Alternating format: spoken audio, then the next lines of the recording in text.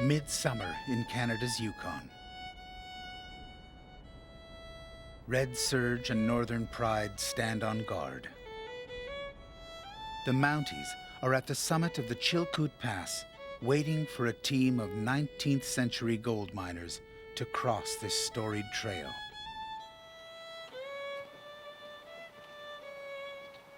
For the past 40 days, 4 men and 1 woman have been living in the year 1897.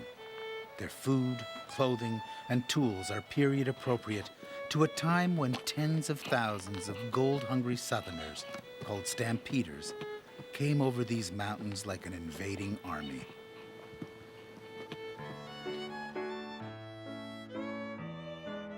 They were Americans and Canadians, Russians and Swedes, all driven half mad by the promise of easy Klondike gold.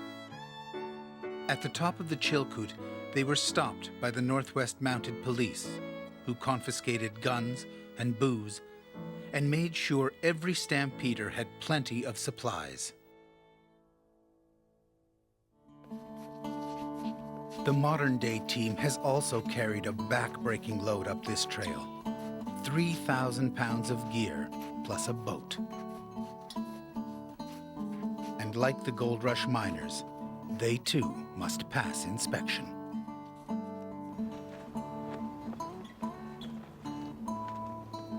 How you doing today? Good. Is all your stuff? Yes, sir. Who's traveling with you? The production company arranged to recreate this historic scene using serving members of the mounted police. What do we have here? These farms are going to be confiscated by the Northwest Mounted Police. You understand that? Now, is there anything else that you'd like to tell us about your supplies? Pour it on my feet when I get big bad blisters. Once past the Mounties, the men cast aside everything they were tired of carrying. One of the first things to go? Andrea's sewing machine. So what's happening, Rick? What's getting left and why? Well, we're just going to try to get down to exactly what we need as far as food and equipment to get us the rest of the trip to Dawson, and everything else that we don't absolutely need, we're going to leave here to speed it up because we're taking way too long to get there and we'd like to make up some time. Now, what about Andrea's sewing machine? I'd have to let Andrea answer that because I can only speak from what's important to me, and so what else is important to everyone else, they're going to have to decide themselves. Right. So if she wants to make her living with that sewing machine, she has to pack it? Sounds good to me. It's a harsh life. It's a harsh life. But how would Andrea make her living? Well, she's a showgirl, isn't she? No. No, seriously, because it's important. How does Andrea make a living without that sewing machine? Well, she can. I mean, that's a question for Andrea, I guess. So what would your choices be in 1897 without a way to make a living on this trail? On this trail, I'd have to make a living another way. You know, I'd have to mend things by hand with my needle and thread, with which I can carry. And I'd have to cook, and I'd have to do laundry, and I'd have to think of other ways to make money and to just, or swing some kind of deal with somebody, which really they're not into doing. I'm not even going to ask them because I know they're not. For all they care, I could just leave. And they'll do my job, because it's not a job anyways, it's just nothing. That's what I think anyways. I don't feel like I'm bonding with them, I feel like I'm an outsider. When I go to bed, they get out the guitars and they have a good time and they laugh and chuck it up, but when I'm around, they all just be quiet. And it's, yeah. That's tough. If anyone can take it, Andrea Bellon can. A strong northern woman, Andrea is the team cook who runs the kitchen with a firm hand. From day one, she warned the men about eating too much. We're on short supply of everything to last for 3 months. All the vegetables we have, That little jar is all the vegetables we have. You see what I'm saying, people? I told you guys. The team has enough food to reach the gold fields, but carrying the boat over the mountains left the men hungry and tired. To be strong, they had to eat, hoping that somehow the food would hold out. So what are you writing? That I again find myself hungry. It's hard to think of anything else when your stomach's emptied. The food issue caused tension, especially when Andrea spelled out the choices they faced. I know. So what do you want? You want me to ration you right now and feed you good along the way? Well, Not enough? I don't think Or you can pig out right now and be starving in 2 months. We want more food. The more food we can eat, just the stronger we're going to become, because the trail's just going to get harder as we go. The men were unhappy, and Andrea was left to make the long crossing of the Chilkoot Pass without her teammates. It's midnight and they're not here. They're off at home, all comfy in their cozy beds, putting their bellies full. It took her 16 hours to reach the next camp.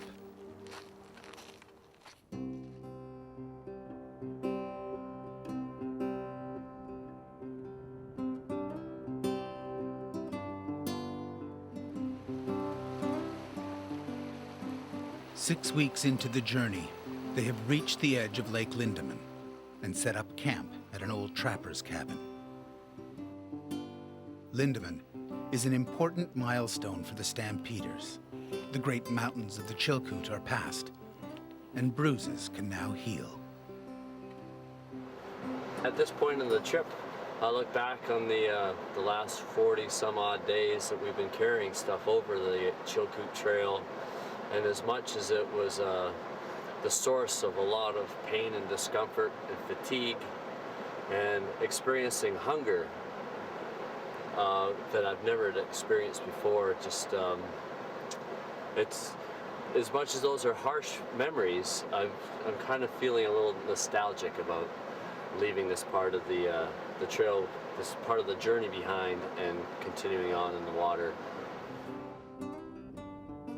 In 1897, the Yukon was a fabled land, an El Dorado where rivers flowed with gold. The newspapers of the time knew a good story when they saw one and sent a tribe of reporters to cover the stampede. One of the best was Tappan Adney of Harper's Magazine.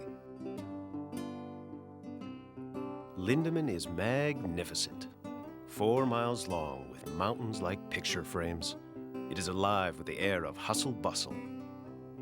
There are 120 tents here and half that many boats being built. The lake echoes with the industry of shipbuilding.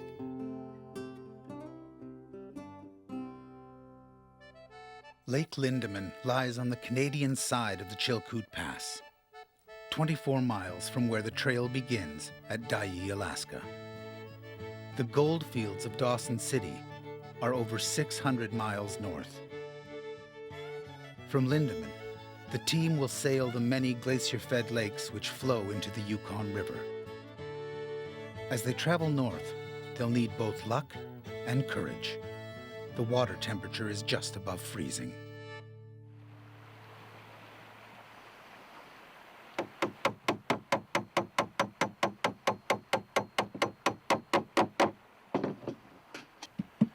It'll bring this apart.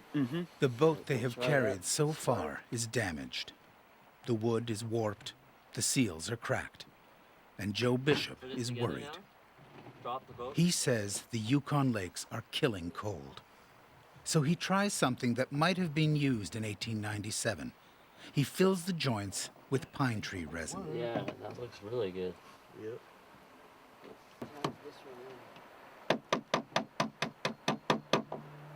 Gotta christen it. I got my cup of tea here to christen your boat with. The Yukon Patience. I christened the Patience. Okay. And patience it is. Patience on the dangerous waters, and patience with each other. After all, that's what dreams of gold are all about. New beginnings. beginnings.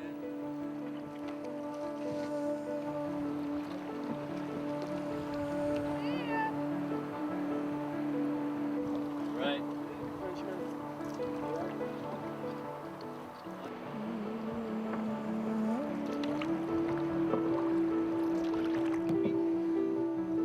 Is it dry up there, Sebastian?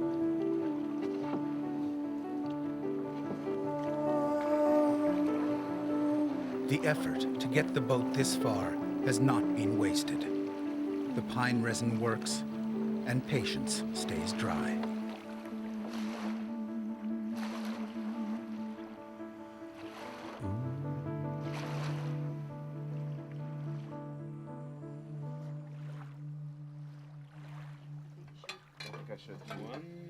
In celebration of the first voyage, Andrea forgets the rationing for one night and cooks a feast.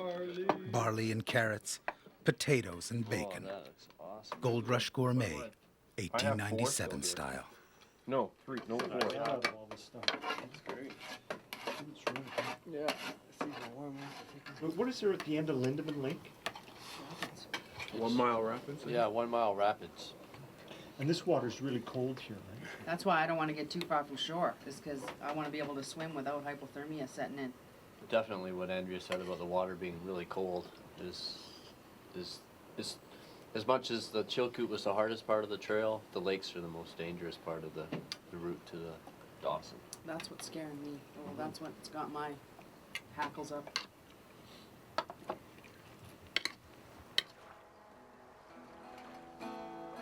Under the midnight sky, another surprise. Joe Bishop, who makes his living as a professional musician, puts on a show.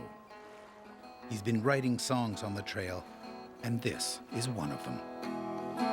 A little down the road, I know I'm right. A little down the road,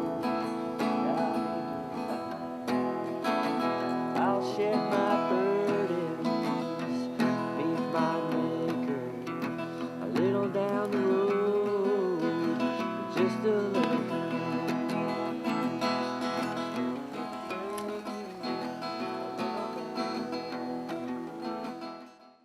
A little down the road, I know I'm gonna make it. A little down the road, I'll be doing fine. I'll shed my burdens, meet my maker. A little down the road. Day 43. Dave Delnia is taking this day for a different type of work. He's the expedition's photographer and is documenting the journey with a rare period camera. And like the journalists who walked these trails a century ago, Dave knows that gold is only one kind of wealth. Went out today and shot some photos, which was great. Beautiful sunny day, and it's always just good to get out and get to use the camera. You know, sometimes I'm just packing so hard all day that you just don't get a chance to get all the photos that you want. So you got to remember that, you know, that's part of my job as well, or a big part of my job actually. The storm will be breaking a little down the road. The storm will be breaking a little down the road.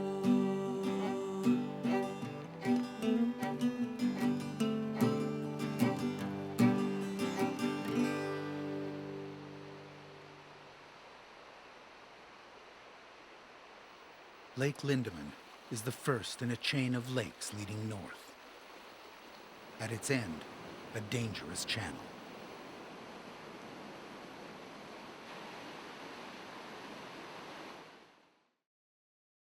The team must choose between running the rapids or portaging around the rocks.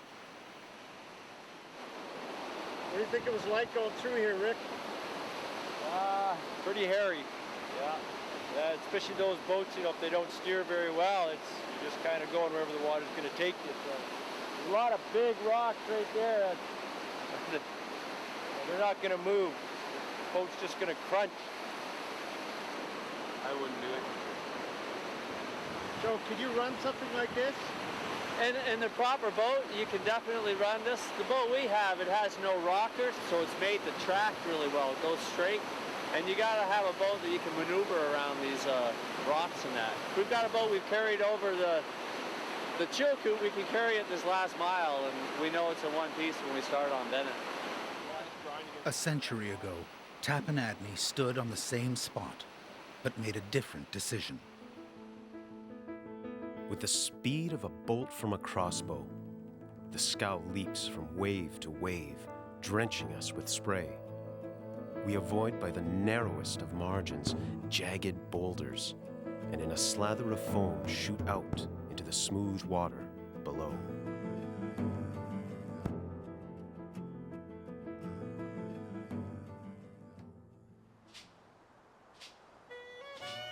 The modern-day Stampeders were cautious, but that too has its price. The weeks are passing, their supplies are dwindling, and the goldfields of Dawson City lie months away. Speed or safety? The dilemma every Stampeder faced.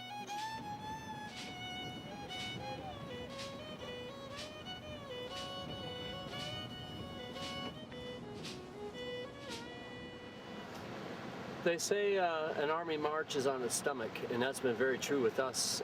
Aside from our feet being sore and us talking about that for the first 2 weeks, all we've been talking about since is food. It's funny, a couple days ago, a ranger came into our camp and asked Andrea if we sit around the fire and talk about sex, and she said, no, we talk about food, and that is on our mind all the time. And I'll show you something that nobody knows we have in here, and it's our burger of the month, and it's right behind me here. So that's our that's what we talk about, that's what we think about, and that's what we pin up in our tent walls, is food. Lake Bennett. Their hard work to get this far is about to be rewarded. Homemade blueberry and apple pies, $20 each in 1897. The Gold Rush Trail was a busy place. Everything from crates of champagne to cages of canaries was for sale. Tired Stampeders often gave up their dreams of reaching the goldfields, choosing instead to set up shop and mind the miners. I feel like they got a lot of cinnamon in it. It's really good. There's 3 pies? Well, Was that? What do you think? really bad things can happen really fast. All your gear and The pies were delivered by boat builder Greg Cheney, who also brought a second boat, a handmade, period-appropriate Klondike scow. Lake Bennett once echoed with the sounds of thousands of men making hundreds of boats, many of them scows. Everybody wanted one, including Stampeder Esther Lyons. It took 5 days to build our boat, a double-ended scow, 5 feet across and 3 feet deep. Last year, such a boat cost $75, but during the rush, $400 was cheap. It's the most unusual thing I've ever seen. The old pictures show just hundreds and hundreds of boats in all stages of construction. Some were just little, almost like coffins. And a lot of people capsized, a lot of boats swamped. They were always making the decision between should they have a good, solid, constructed boat or should they get out of here quick. Quality takes time. That means you're going to be behind the guys that just left. But sometimes the guys that just left go out in the middle and sink. A lot of people did die, and a lot of people just lost their whole outfit. Watch your face there. Sebastian, that steering oar has to go way further back, dude. Yeah, but it's really hard. Like the friction of the water. I don't care how hard it is, just do it. Sebastian, you're taking us the wrong way.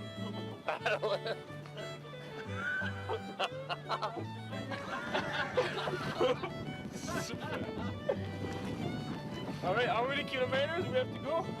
800? The dangers which lie ahead are far from their minds on this glorious day. But the first rule of the Yukon is clear. Send not your foolish.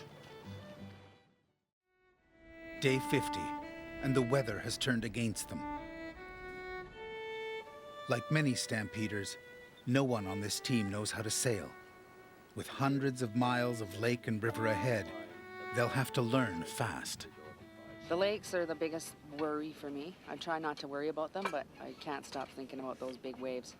And that kind of freaks me out a little bit, but I'll just row and paddle and listen to the skipper.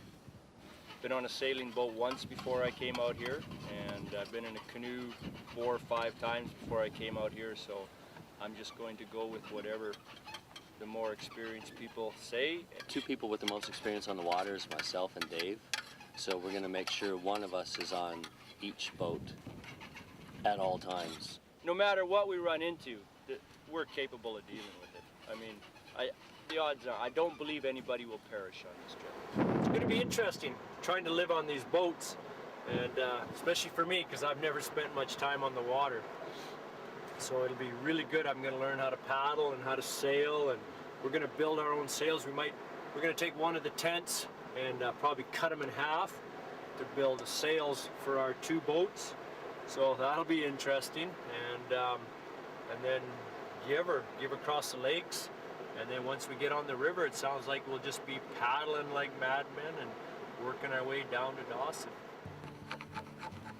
While they wait for the weather to break, there's plenty of work to be done. I'm just taking all the knots off the mast so that we can drop the yard arm really quickly to get the sail down when we need to. They were testing it out here without a sail and without any wind on it, and it was still just had a lot of trouble sliding down the mast, so smoothing it out as best I can. Started out using cotton thread, and now I'm using the sinew stuff because it's so much stronger. So I'm just trying to find a piece of wood like this that we're gonna drill on the front of the boat for the mast. Okay. And I think this piece is gonna be this perfect piece. Hundreds of boats were launched from Lake Bennett, each one carefully numbered. The mounted police insisted on this so they could keep track of those that sank.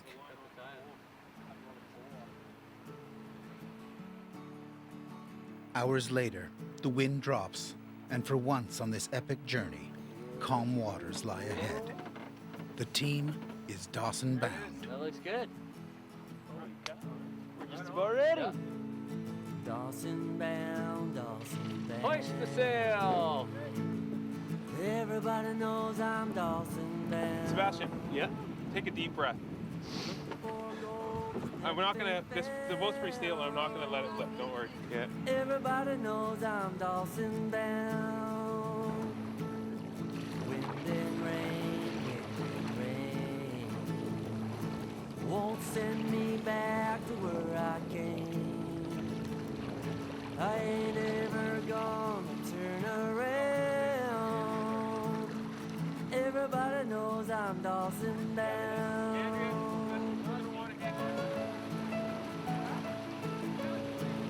Point. Worked 100 years ago and it works today just fine.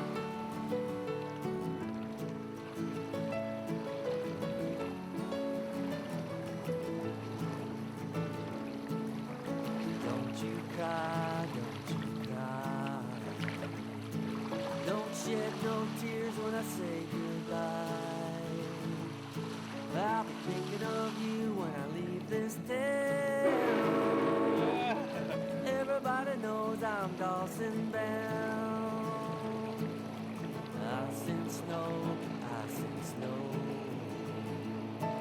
Won't bother me none when the cold wind blows. I'll be digging for gold in the frozen ground. Everybody knows I'm Dawson bound. Everybody knows I'm Dawson bound. Everybody knows I'm Dawson bound. You ready, Lefty? All right. Woo! That's great. So, how was it? first day on the I'm water? a lot less scary than I thought, actually. Thanks, Dave. Sebastian? It was great. Yeah. You did well? Yeah, kind of fun. How was the boat? Pretty good. It moved a lot, but it's stable. It just moved because of the wave. And just one time, there was one time that we tipped a little bit, but it was all right. Well, we're gonna make her all the way for sure. So. Everybody knows I'm Dawson bound. Everybody knows I'm Dawson bound.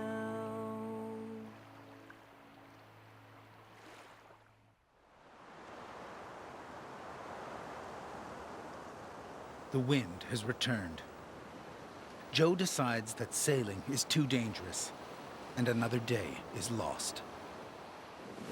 If you're wondering how windy it can get here on Bennett Lake, I'm about to show you.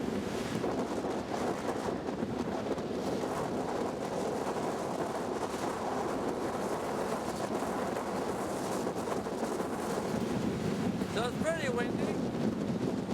Sebastian's trying to fly. Andrea's gonna try to follow him. Yeah, well, when you got a little bit of time, it's to try to trim up a little bit. Everything out here is hard.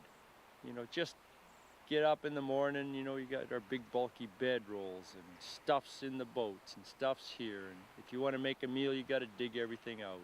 And when you're done, it's not just, you know, you throw it in the dishwasher. Everything has to be cleaned and put away and kept organized so you can find it next time. Like, nothing is easy.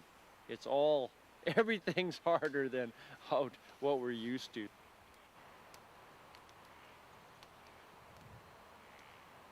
We're stockpiling because we're windbound on the island today to take advantage of the opportunity to just cook up a bunch of food, so if the weather turns good on us, we'll just have all that food available, so we won't have to be doing much cooking. Right. We don't have a lot of food left, so we're down to bacon and beans and bannock. Yeah, pretty well the bees, and we have butter as well. And brown sugar. And brown sugar and black coffee. For Sebastian, this diet is not enough. He takes matters into his own hands. Squirrel hunting, the old-fashioned way. I think it tastes pretty gross because it tastes like if they eat spruce, it's gonna taste spruce. But it's just the fact to have meat. I think it's gonna be just the protein and make chicken and beans. And I never tried squirrel, so. So you've never tried? No, but a lot of my friends tried before.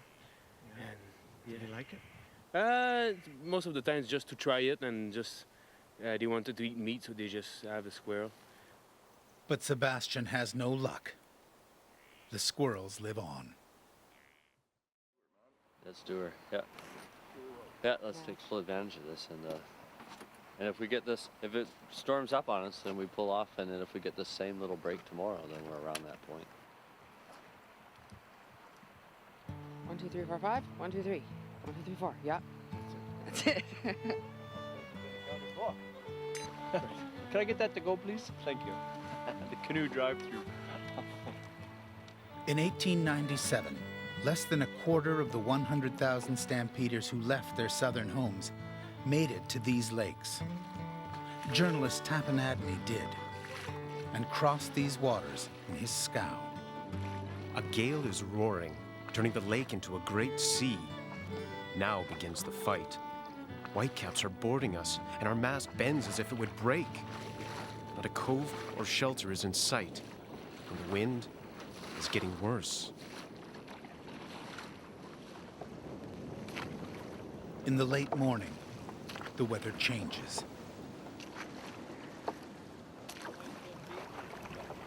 Well, we gotta make sure we're close to shore. If this squall's moving our way. That's what I'm trying to do. The modern Stampeders have sailed the lakes without incident, lack of food being their biggest worry, until nearing a place called Windy Arm.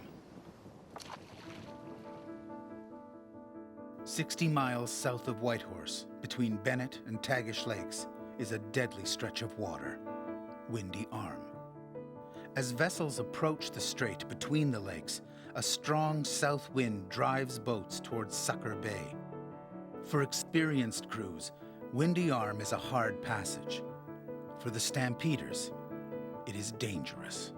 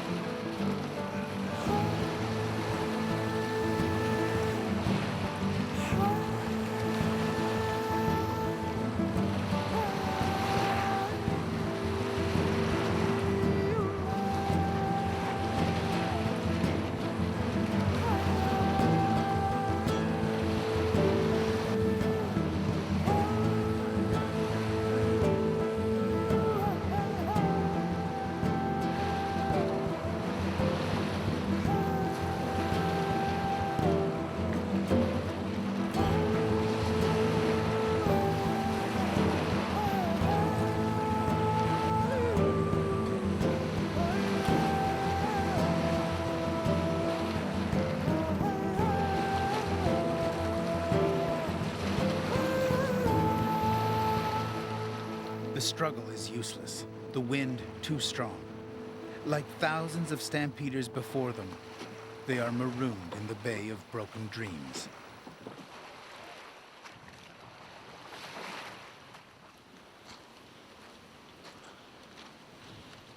So you were rowing hard there? Yeah, that was scary. Some of those waves are so big, you gotta put your oar down and you don't even hit the water, and then all of a sudden, poof, it's up on you. The whole windy arm just comes hammering onto this beach.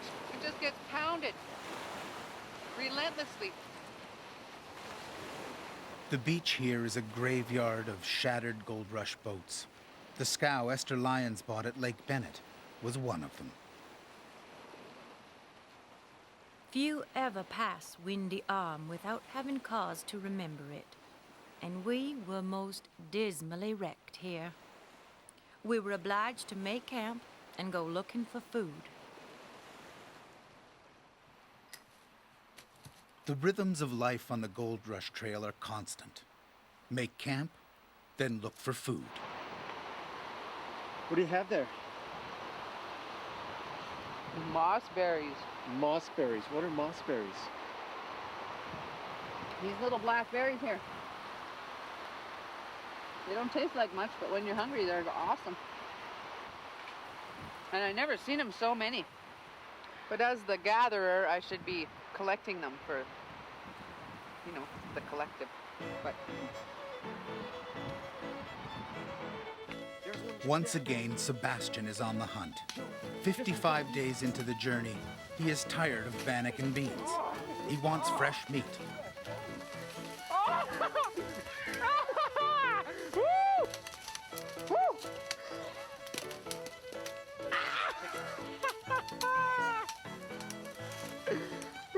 With incredible luck, they catch a grouse.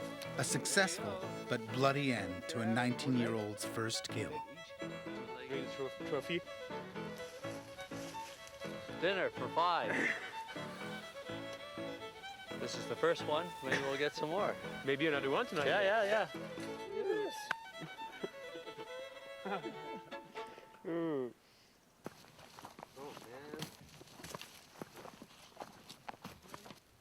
Catching the grouse showed they were adapting to life in an earlier time. What came next tested their courage to its limits. Bath time, Yukon style. From the glacier. So what is the water in the Yukon like, Sebastian? -20. I'm gonna see what's happening. So is it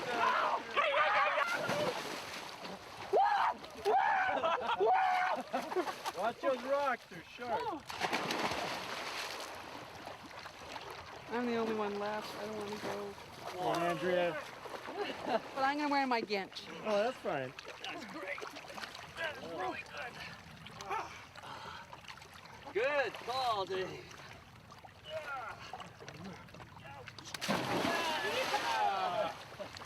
Right on! Hannah! Early August. The morning sun in this giant land is hot.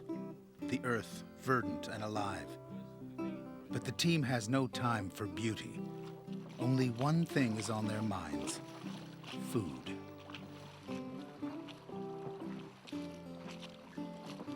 Joe Bishop says he knows of an abandoned Klondike village where there might be some berries. As Tappanadney traveled north, he too thought of food. People talk of starvation. An old-timer once told me that he'd been here 11 years, and every year they thought they were going to starve. He'd been hungry, but he hadn't starved yet.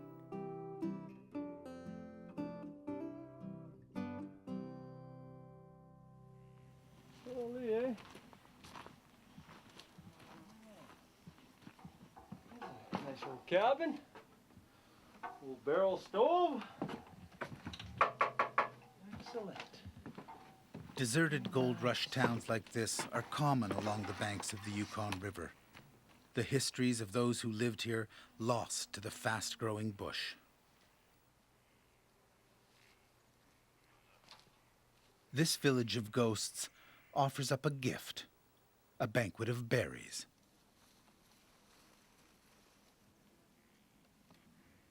It's good. Yeah, there's a lot. Except I keep spilling them into my mouth. Hunger is not so much the problem as it's the lack of nutrition that's in the food we're eating. It's not a balanced diet. So stuff like being able to pick berries or catch a fish really helps a lot.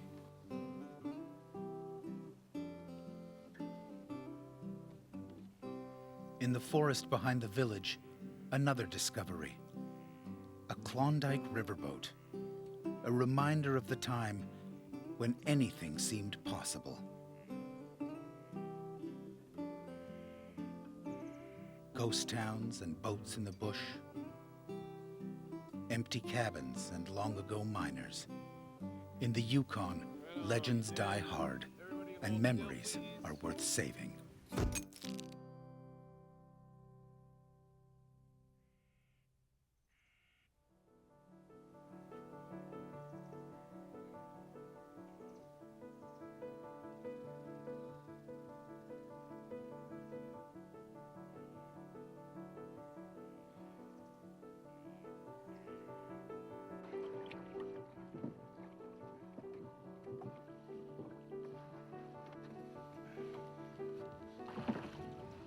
Day 70. Andrea has found her rhythm.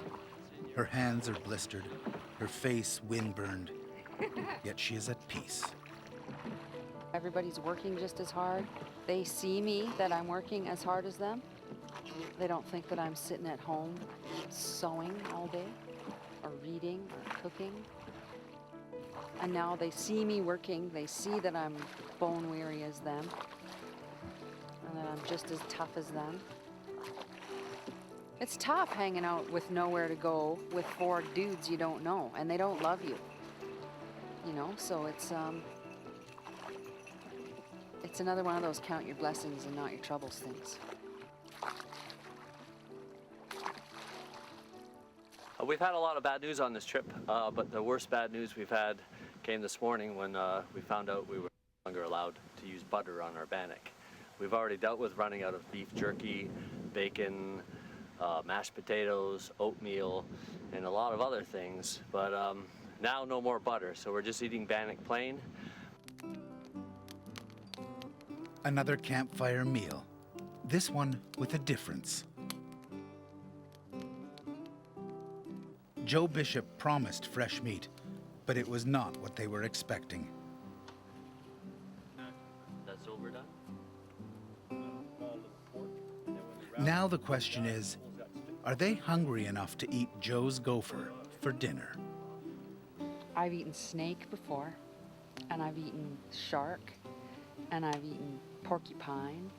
What about gopher? I've never eaten a gopher. I can't wait to eat it. No, it's meat, it's meat. I'm definitely hungry. But once again, I'm glad I didn't have to be the one that had to bash its head in. Oh, that was the head. Is that a nose? Oh. You guys. Oh, Is hey! that the little leg or the nice big one. leg? That looks that's a big leg.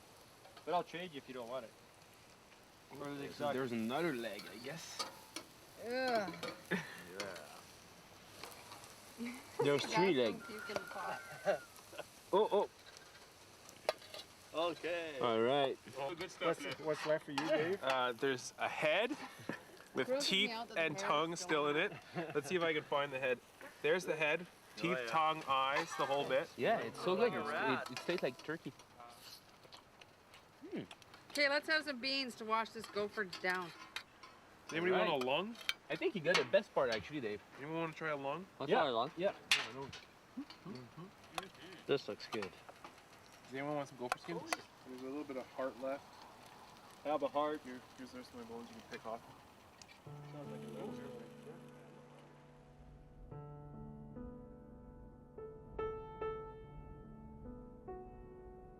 2 days and 120 miles north. The Yukon River has carried them to a landmark place in Gold Rush history, Split Up Island.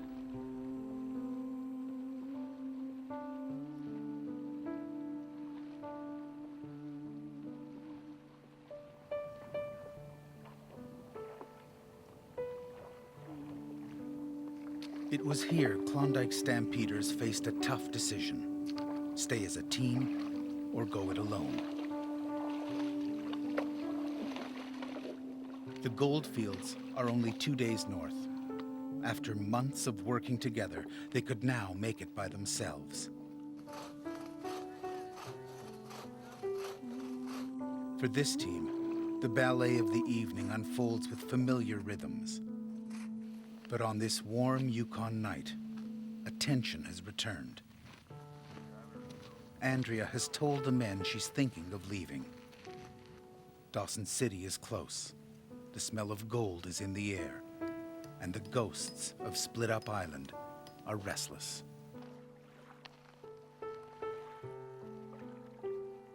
I want the gold. I didn't work this hard to not leave with a nugget. I'm torn between being greedy for gold, gold fever, or if I go and get the job, then I'm guaranteed I can look after myself. If I go out into the gold fields, I'm not guaranteed that I'll survive. As a woman, I can probably get gold by working in town. But now I've established a kind of a camaraderie with these guys, and I'm torn.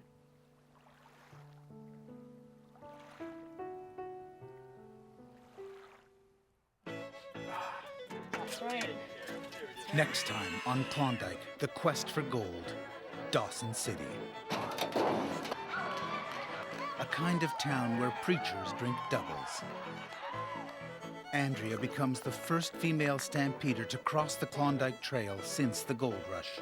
And when they got to the summit, it was, well, we'll help you get to Dawson, but if you want that, you're going to have to carry it yourself. If we split now, why would anybody that splits now be entitled to any future earnings? The men can taste the gold and make a painful decision. It's dessert. That's next time on Klondike, the quest for gold. Dawson bound, Dawson found.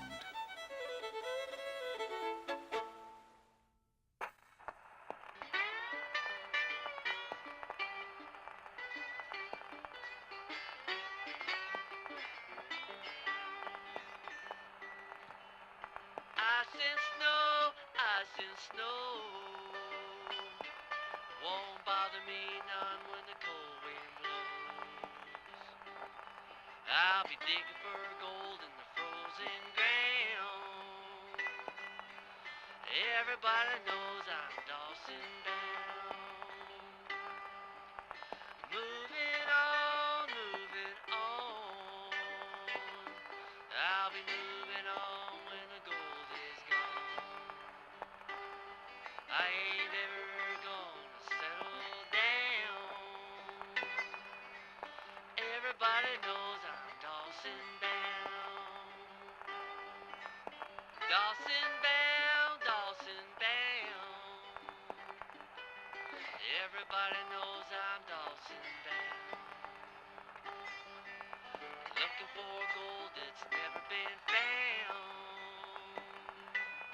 Everybody knows I'm Dawson bound. Everybody knows I'm Dawson bound.